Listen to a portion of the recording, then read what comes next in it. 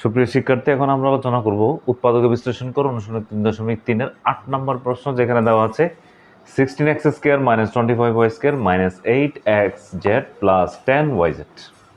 তাহলে এখানে প্রথম আমরা যে কাজটা করব সেটা হচ্ছে 16x স্কয়ারকে 4x হোল স্কয়ার যদি লিখি, মাইনাস এটাকে যদি লিখি আমরা 5y হোল স্কয়ার মাইনাস এখানে 8xz প্লাস 10yz লিখলাম।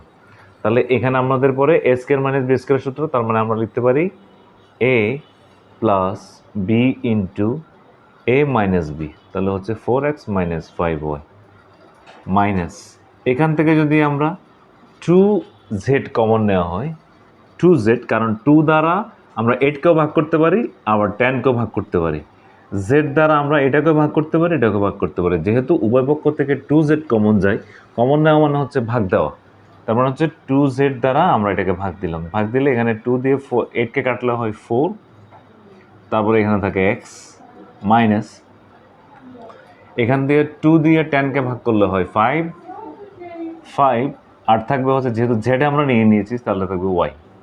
তাহলে আমাদের এখানে একটা জিনিস কমন থাকে, এই রাশি এবং এই রাশি, এই দুইটাতে 4x মাইনাস 5y দুইটা কমন আছে, এটা এবং এটা।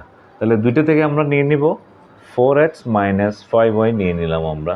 4x মাইনাস 5y নিয়ে নিলে আর আমাদের এখানে থাকে